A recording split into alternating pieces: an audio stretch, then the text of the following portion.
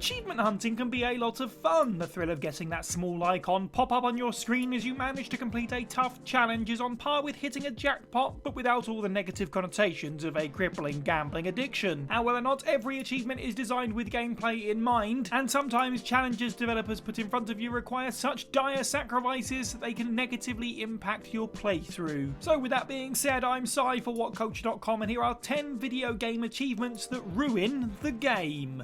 Number 10, Manifest Destiny, Red Dead Redemption.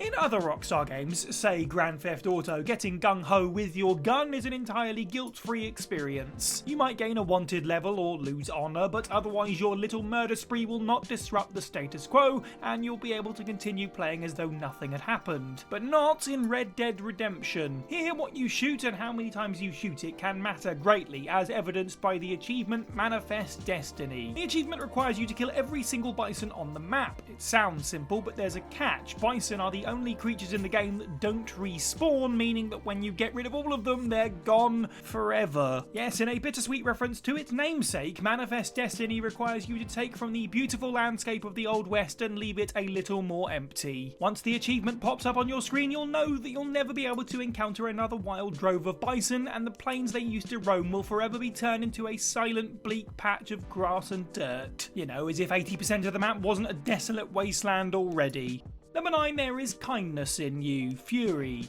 The 2016 bullet hell hack and slash FURI is an experience of extreme difficulty where any setback might cost you your sanity and controller. Losing a life to a stray bullet can feel incredibly frustrating, but try to imagine how much worse the anger is when instead of a single life, it's your entire save file. You may say that that sounds too cruel to be true, but the developers of FURI will assure you that it's not. In fact, they'll even give you an achievement for it. There is kindness in you is an achievement you get for reaching the secret ending in which your character abandons their fight for freedom and decides to spend the rest of his eternal existence with one of his jailers, the Song. The achievement sounds tempting to get, especially since the secret ending can be done halfway through the game, so you can quickly knock it off your to-do list, see what happens, and then move on, right? Well, except the game doesn't tell you that the secret ending will erase your save file and bring you back to the menu screen. Thought this would be easy to get? Well, say goodbye to your hours of hard-earned progress. Number 8, HEXER, Dragon Age Origins. The magic system in Dragon Age Origins is one of the most advanced in the whole franchise. It features 4 unique schools of magic with plenty of spells and applications. Each school is built around a unique gimmick, which is why it's so much fun to mix them all together how you see fit. Building a character entirely around one school, however, less so. And yet this is exactly what you need to do in order to get 4 achievements in the game. You have to learn all the spells from all 4 schools separately. Now, learning only damage or healing spells like you do with the Primal and Creation schools is fine, but when it comes to the School of Entropy, for which you get the HEXER achievement, it's quite a different tale. Being a weird mix of damage spells and debilitating curses, the Entropy School is useful at times, but for the most part it's extremely situational. Without companions to carry the bulk of the combat, you'll feel your character falling behind as it's hard for the spells to do much on their own. Becoming the Master of Entropy will ironically chip away at your willingness to sit through the game. Number 7, who needs TYGAN, XCOM 2? The gameplay of XCOM 2 is a constant fight for time and resources and 90% hit chances that actually miss. Managing your operation can be stressful, but also incredibly rewarding thanks to the sense of progression you experience whenever your scientists make a breakthrough and invent a new toy for you to play with. But don't get too attached to them if you're achievement hunting. The game's most annoying trophy, Who Needs TYGAN, will have you taking them all out of your inventory before the most pivotal moment in the game. You get the achievement for finishing the final mission in XCOM 2 without any upgraded gear, and while it's certainly an interesting challenge, it also makes for a rather frustrating and disappointing finale. All the satisfaction of your growth and increase in power that makes the final encounter with the alien oppressors feel so important and climactic is sapped away in favour of the underwhelming performance of your soldiers and numerous fits of rage whenever one random mistake costs you the achievement. Of course, you should try to get this if you're looking for a new challenge, but if it's fun and good times you're after, well, you really do need TYGAN. Number 6, welcome to 2042, Command & Conquer 3. Do you like real-time strategy games? If so, do you play them to test your management skills against worthy opponents, get a sense of satisfaction from building an impressive economy, or maybe to click a single button thousands of times while paying minimal attention to what's going on screen? The developers of Command & Conquer 3 seem to think that it's the latter if their achievement Welcome to 2047 is anything to go by. In reference to the year the game takes place, the achievement is obtained by clicking the A button 2047 times. Fun! There's no in-game counter telling you how many times you've pressed the button, and because the achievement is received for getting the exact number, you're forced to do the counting in your head. In the meantime, you also have to play a regular round of Command & Conquer 3, and to make things even more interesting, if you thought you could make things easier by playing on a lower difficulty setting, a typical round on easy mode ends far too quickly for you to get enough clicks in. Great, there's nothing like turning your favourite game into a tedious chore. Number 5, Rise of the White Sheep, EUROPA Universalis 4.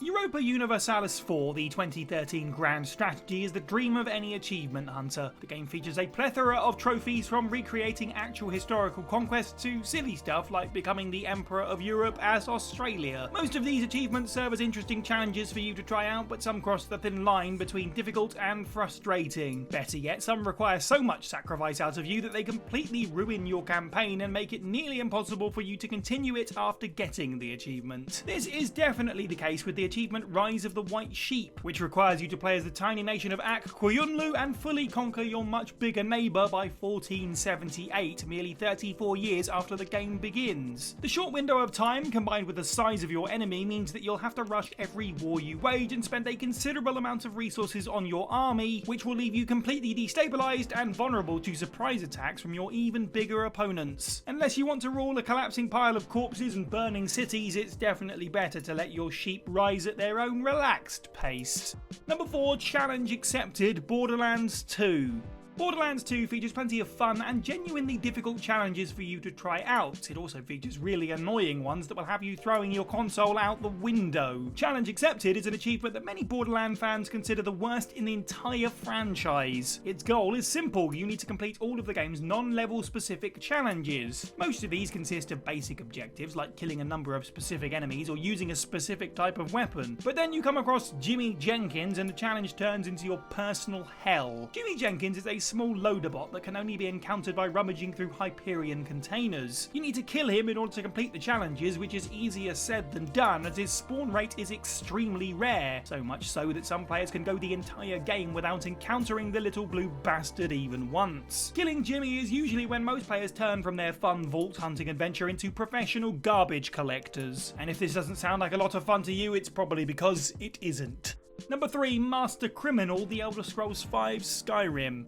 Master Criminal is an achievement in Skyrim that is granted to those players who manage to acquire 1,000 gold bounties in all 9 provinces of Skyrim. Getting the achievement is as easy as walking into a city, killing a random NPC in front of everyone, and then running away before the guards can throw you in prison. Rinse and repeat 9 times and you're done. Yeah, ironically, it doesn't really take a criminal mastermind to become a, quote, master criminal. However, although the process is stupidly easy, it's actually the consequences of getting the achievement that are the tricky part. Because a bounty of 1,000 gold is just enough for guards to attack you on sight, as soon as you return to the provinces you wronged, you're going to have to fend off entire armies of Nords with arrows in their knees every single time you enter a city. Unless you pay off your bounty, the attacks will make it impossible to start new missions, talk with merchants, or even visit your own homes, which means you'll have to cough up 9,000 gold total or spend an ungodly amount of time in jail if you want to return to playing Skyrim normally. Crime really doesn't pay.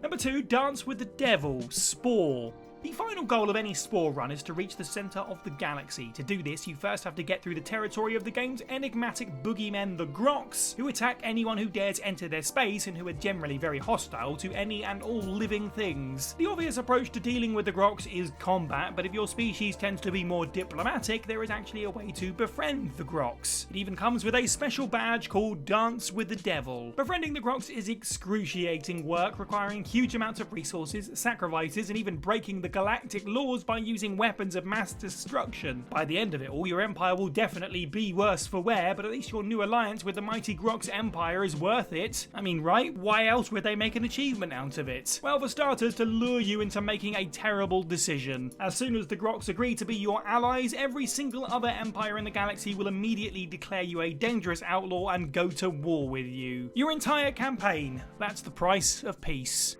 And number 1, mostly flesh and steel, Dishonored. In Dishonored, you play as a supernatural assassin that's capable of killing entire groups of soldiers with powers of teleportation, time control, and body possession. So what does the mostly flesh and steel achievement do? It takes away all of those amazing powers and forces you to finish the game with just a knife and some gadgets. Now, there are plenty of similar restrictive achievements to be gained in the game, like the Clean Hands achievement, which requires you to not kill anyone in your playthrough. This said, although they are restrictive, these achievements are still fun, as they challenge you to play the game differently. However, while mostly flesh and steel offers a similar challenge, the difference here is that the other achievements allow you to play with the full range of your abilities. This one doesn't, making the overall experience feel kind of boring and repetitive. Without your powers, it's hard to get creative with your kills, and because optional shortcuts and alternative entrances usually require the use of your powers, you'll be following a very linear path to the end for most levels. After you finish a no power run, you'll never want to look at a pistol or a crossbow again in your life. It's a shame that you'd have to work really hard to get most of these achievements, considering they can be a real pain in the bum in the long run. However, there are some video game achievements that came out of nowhere. You can stay with us here at WhatCulture Gaming by clicking on that video on screen now. Don't forget, you can go to whatculture.com for more content every day. I've been Si for WhatCulture, and have a good week.